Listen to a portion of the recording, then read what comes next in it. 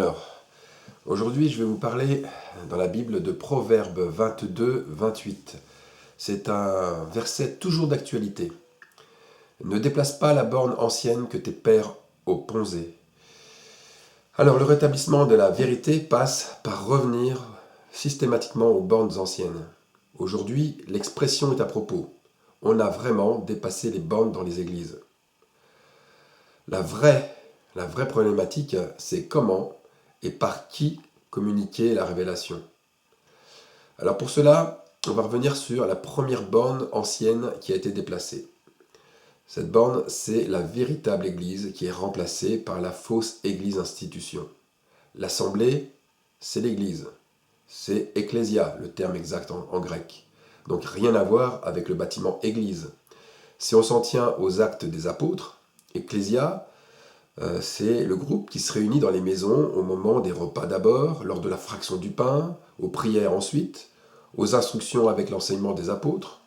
Mais plus généralement, on peut dire que chaque fois que les croyants se retrouvent en communion les uns avec les autres, ou à chaque fois qu'ils se retrouvent les uns chez les autres, on a ce groupe ecclésia. C'est là où 2 ou 3 sont assemblés au nom de Jésus et qui sont en accord avec lui. C'est là que Jésus trône au milieu de son assemblée. Donc, on peut extrapoler.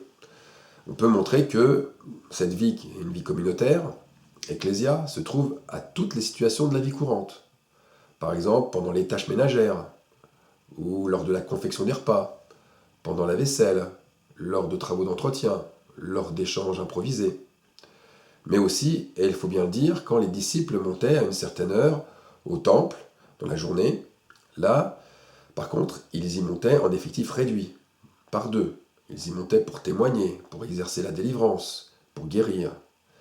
Donc, l'assemblée se trouve bien sûr, on l'a vu, dans les maisons, dans les chambres, dans les salons, là où on peut accueillir les frères et sœurs, et là où ils peuvent dormir et y habiter. Certains même brisaient, on a vu, des cloisons pour agrandir leur lieu de culte, leur lieu de communion. C'est Franck Viola, dans le christianisme paganisé, qui nous a dit ça. Mais l'assemblée peut se trouver aussi en dehors des murs, avec les murs ou sans les murs. Alors deuxième borne maintenant ancienne qui est déplacée.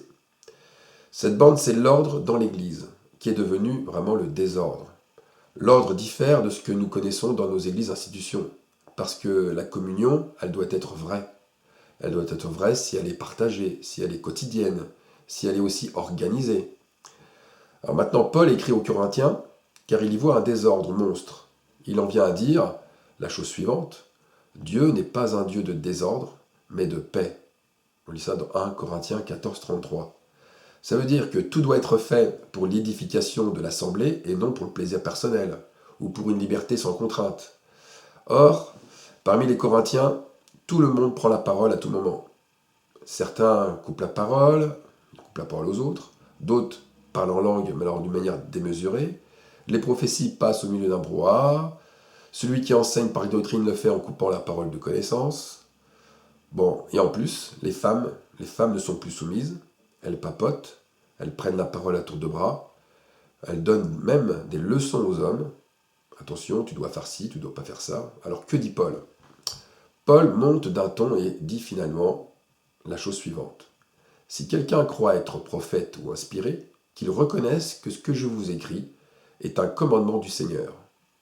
Il ne va pas avec le dos de la cuillère, il dit la chose suivante: ne doutez pas de mes propos et reconnaissez que l'inspiration vient du Saint-Esprit. C'est lui qui parle.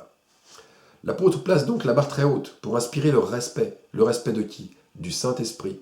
N'oublions pas que l'honneur, c'est la parole du Seigneur. C'est l'animal à la face de lion. C'est l'être vivant d'Apocalypse 4, verset 6. Celui qui se trouve devant le trône de Dieu. Et cet animal rend des comptes car il possède des yeux tout autour de lui et à l'intérieur. Aujourd'hui, donc cet être vivant est bafoué dans les églises. Et cet être vivant, c'est donc la parole de Dieu qui n'est plus respectée. Alors maintenant, troisième borne ancienne qui est déplacée. C'est la prise de parole dans l'assemblée. Qui doit prendre la parole en premier dans l'assemblée? Eh bien, Paul dit tous peuvent, sans exception, prendre la parole. Paul, sous l'influence du Saint-Esprit, ne parle pas d'un frère plus inspiré ou d'un enseignant plus reconnu et plus sage, car par exemple il serait plus diplômé que les autres, mais il s'adresse aux frères, à l'ensemble des frères sans distinction. Voilà ce qu'il dit. Comment donc agir, mes frères? Lorsque vous vous réunissez, l'un chantera un cantique, l'autre aura une parole d'enseignement, un autre une révélation, celui-ci s'exprimera dans une langue inconnue, celui-là en donnera l'interprétation, que tout cela serve à faire grandir l'Église dans la foi. 1 Corinthiens 14, 26, version Summer. C'est le Saint-Esprit qui doit parler en premier. C'est le Saint-Esprit qui choisit son canal de communication, son communicant. Il peut en changer selon son bon vouloir. C'est donc celui en premier qui a été choisi pour annoncer une révélation du Seigneur qui parle. C'est le même Saint-Esprit d'ailleurs qui amène une parole de connaissance. Bref, c'est celui qui prophétise, car il amène une parole de consolation ou une parole d'exhortation. Ce qu'on oublie souvent, c'est que la parole qu'on amène, qui a un but de consoler, si elle console véritablement, cette parole est une prophétie. Si la parole qu'on amène dans le but d'exhorter et qu'elle exhorte véritablement, c'est la même chose, c'est une prophétie. La prophétie ne se limite pas à des faits futurs ni à une personne en particulier, mais elle est aussi pour un groupe de personnes, pour un changement d'état, un changement de condition. C'est pour cette raison aussi que Paul y intègre la doctrine, car la doctrine, elle peut être amenée sous la prophétie. Donc, Paul, pour résumer, il place le don le plus excellent comme étant celui de la prophétie. 1 Corinthiens 14, 1. Car le Saint-Esprit parle par la prophétie, et c'est lui qui doit être en premier, qui doit avoir la première place. La prophétie doit être annoncée en priorité. Ensuite, on l'a vu, peu importe l'ordre, avant ou après, les témoignages, les impressions, les besoins à émettre, ce qui compte, c'est que le don de prophétie soit mis en valeur. Alors maintenant, quatrième borne ancienne qui a été déplacée. Sujet très brûlant, c'est la place de la femme dans l'Assemblée. C'est un sujet délicat, car aujourd'hui, dès qu'on met le point sur la femme, attention, la femme, on touche à son statut. Et le statut de la femme est différent de l'homme. Mais si on y touche, ça y est, on est taxé de machiste, de phallocrate, de misogyne, de sexiste. Mais le statut est différent, et différent ne signifie pas inférieur ou supérieur. Maintenant, on le sait, hélas, l'esprit du monde est rentré vraiment dans l'assemblée des justes. Alors, premièrement, la femme. La femme n'est pas un sous-produit de l'homme. C'est pas parce qu'elle est sortie de l'homme qu'elle est un sous-produit. Elle est la gloire de l'homme. C'est écrit comme ça dans la parole. Elle est au même niveau que l'homme l'est avec Dieu. Et elle est respectée selon son rang. Car la femme et l'homme ont un rang. L'homme a un rang vis-à-vis de Dieu. La femme a un rang vis-à-vis de l'homme. Alors, Pierre en parle dans 1 Pierre 3, 7, et il dit « Marie, montrez de la sagesse dans vos rapports avec vos femmes, comme avec un sexe plus faible, honorez-les comme devant aussi hériter avec vous de la grâce, de la vie. Qu'il en soit ainsi, afin que rien ne vienne faire obstacle à vos prières. » Alors l'apôtre Pierre insiste sur le besoin de protection de la femme, car elle est plus faible, elle est plus fragile. Donc, l'Assemblée la place non pas à un niveau inférieur, mais comme elle est plus vulnérable, elle doit s'interdire et on lui interdit certaines pratiques sociales. C'est évident. Donc cela rejoint un petit peu mon message, l'ancien message d'il y a quelques jours, sur l'abstinence. L'abstinence, le vrai combat, que je vous incite à aller écouter ou relire. La chair de la femme étant forte, l'abstinence doit être faite sans compromis. Paul ne prend pas quatre chemins lui aussi. Or, de même que l'Église est soumise à Christ, les femmes aussi doivent l'être à leur mari en toutes choses. C'est ce qu'il dit dans Éphésiens 5, 24. En toutes choses. Une femme non soumise 24 heures sur 24 à son mari n'est pas soumise au Seigneur. C'est clair. Donc le lien est coupé non seulement avec le mari, mais aussi avec Dieu. Paul continue d'exhorter les femmes, et pour ça on va lire dans 1 Corinthiens 14, 34, dans une version différente, qui est la version de Martin. Alors voilà ce qui est écrit. Que les femmes qui sont parmi vous se taisent dans les églises, car il ne leur est point permis de parler, mais elles doivent être soumises, comme aussi la loi le dit. Et, si elles veulent apprendre quelque chose, qu'elles interrogent leur mari dans la maison, car il est malhonnête, il y en a d'autres versions qui disent honteux, que les femmes parlent dans l'Église. Alors Paul continue son exhortation dans 1 Timothée 2, 11-14. Que la femme écoute l'instruction en silence, avec une entière soumission. Je ne permets pas à la femme d'enseigner, ni de prendre de l'autorité sur l'homme, mais elle doit demeurer dans le silence. Car Adam a été formé le premier, Ève ensuite. Et ce n'est pas Adam qui a été séduit, c'est la femme qui, séduite, s'est rendue coupable de transgression. Voilà. Qu'est-ce qui ressort de ces versets? Plusieurs points. Premier point, que la femme doit être protégée. Deuxième point, la femme a été blessée au talon par le serpent comme fruit de sa désobéissance. Donc cela montre que la venin passera la plupart du temps par elle si elle n'est pas spirituelle. Troisième point, être spirituel pour la femme, c'est quoi? C'est déjà accepter son rang. Et s'il le faut même, le revendiquer. Car à ce moment-là, le diable non seulement ne la touchera pas, mais la femme lui écrasera la tête. Ainsi donc, on voit bien qu'une femme vertueuse, ça se voit. Et ça se voit par sa tenue en société, par ses habits, par sa coiffure, par ses gestes délicats, par sa politesse, par ses paroles mesurées, bref, par sa retenue. Rien à voir avec une culture quelconque. C'est la culture de Christ. La femme ne fait pas honte ni à son mari en premier, ni aux hommes, et elle maintient sa chair morte, c'est-à-dire qu'elle est dans une discrétion totale. Elle accepte sa condition féminine sans vouloir adopter des valeurs qui sont des valeurs masculines. Alors bien entendu, les conséquences paraissent évidentes. On arrive à la 5e borne ancienne qui a été déplacée. La femme ne doit pas avoir des fonctions de dirigeante dans l'Assemblée. Donc, elle ne fera pas partie, c'est évident, des anciens de l'Église. Elle n'aura aucune fonction de décision. Cela peut paraître dur, mais le prix à payer est bien là. Jézabel était une prophétesse qui dirigea Israël. On lit cela dans le livre des rois, dans le livre des chroniques. Elle donne des ordres à son mari, Akab. Elle use de sa séduction jusqu'au bout, dans le but de s'accaparer le pouvoir, l'admiration et la domination. La fin, on la connaît tous, elle finira détruite avec son mari. Alors de nos jours, son esprit est là. Elle est morte, mais son esprit est présent par le refus de soumission des femmes dans l'Église. Les croyants ont pris conscience aujourd'hui. Est-ce qu'ils ont pris conscience aujourd'hui de ça? Est-ce qu'ils sont prêts à faire ce sacrifice de renoncement pour Jésus? Ou est-ce qu'ils préfèrent, comme dit Paul, être des efféminés de la foi?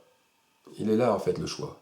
Car disons-le, c'est dans un but lâche, celui d'avoir la paix, celui d'avoir l'affection et la reconnaissance de leur femme, que des hommes ont laissé la femme prendre des initiatives dans l'assemblée. Paul, dans l'épître aux Corinthiens, affirme une chose même terrible. Il ne va pas avec le dos de la cuillère.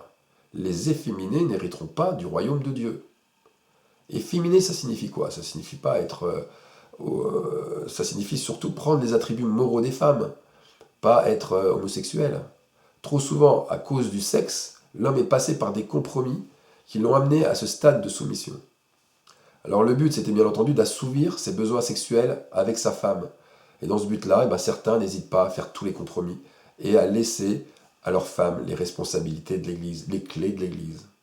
On en revient toujours à la chair. À cause des désirs charnels, les compromis ouvrent la porte aux démons. Ils ouvrent la porte à l'esprit de Jézabel et aux œuvres de destruction qu'elle provoque. Alors bien sûr, il ne faut pas aller à fond dans un domaine. Les femmes peuvent parler, elles ne se taisent pas complètement dans l'Église, puisqu'elles parlent par les dons de l'Esprit, par les prières. On lit ça dans 1 Corinthiens 11,5. Mais si vous m'avez bien suivi, tout ce qu'elles font doit être conduit sous l'autorité et sous le contrôle des hommes qui jugent auparavant de l'édification de leurs paroles. Si une femme prend une autorité injuste, on se doit de la censurer. Concrètement, le mari s'entretient avec sa femme de ce qu'elle a reçu par prophétie, avant qu'elle ouvre la bouche dans l'assemblée. De même, si elle n'a pas de mari, il y aura quand même dans l'Église des anciens qui pourront accréditer de sa pensée. Sinon, ça sera, comme l'insinue fortement Paul, le diable sèmera rapidement son venin à travers elle. Et on connaît la conséquence. Alors ce rang que doit tenir la femme, Paul enfonce le clou avec le voile. Toute femme, au contraire, qui prie ou qui prophétise la tête non voilée, déshonore son chef. C'est comme si elle était rasée. 1 Corinthiens 11,5. Ouh, ce fameux voile. Qu'est-ce qui peut poser comme problème aux religieux? Mais à quoi sert-il? Paul n'en ferait pas un commandement, mais une marque de respect. Ça, c'est ce que l'on entend le plus souvent. Mais est-ce que c'est vraiment juste? Alors, il y a un commandement quand même. Vraiment. Paul interdit catégoriquement à la femme de parler dans l'église sans être voilée. Le voile est obligatoire alors? Bah oui, mais non. Ah, je m'explique.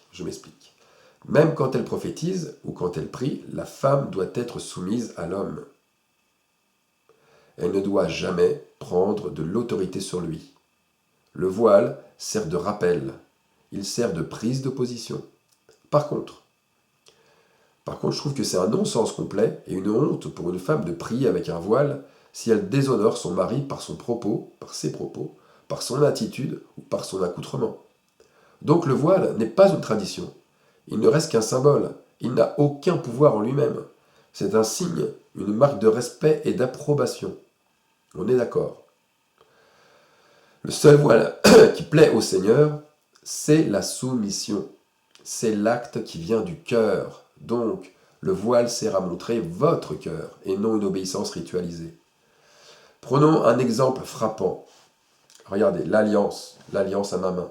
Elle ne fait pas de moi un époux fidèle. Eh bien, le voile ne fait pas de la femme un croyant soumis.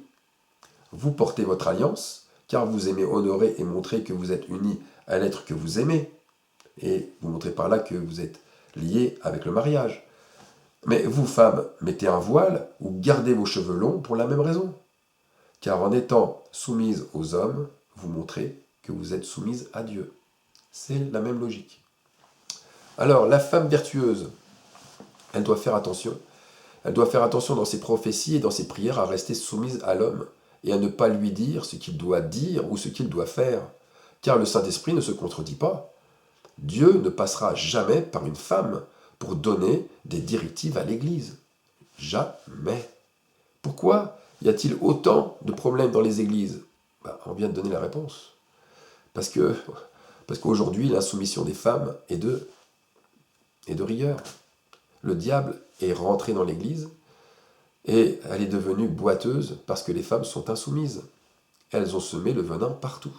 Résultat, c'est un démon, l'esprit de Jézabel, qui dirige l'église. Alors il est grand temps de le chasser. Hommes, frères, exercez votre ministère. Chassez les démons. Obéissez à Marc 16, 17.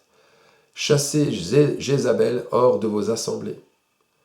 Alors on arrive aussi à la 6e borne ancienne qui a été déplacée. Les hommes ont préféré s'approprier la chair des femmes. Ce n'est pas que la faute des femmes. Les hommes ont leur part de responsabilité. Ils sont devenus efféminés. Alors efféminés dans le sens où ils se sont féminisés. Ils ont changé leur usage naturel en une pratique complètement contre nature. Alors sans devenir, ce que je disais juste avant, homosexuels, leur attitude, leur comportement et leurs choix sont féminins. Rien qu'à voir les dirigeants d'église, on en est tout de suite ébahis. Ils séduisent par leurs beaux discours, ils soignent leurs apparences, ils aiment les cadeaux, ils aiment les flatteries, ils font attention à leur look, ils font attention à leurs gestes, ils confondent en fait là l'autorité de la parole avec une pseudo-autorité séduisant justement les faibles femmes. Et moi j'aime bien, c'est Paul qui en parle dans 2 Timothée 3,6. Je vais vous lire la version Summer. Elle vaut son pesant d'or.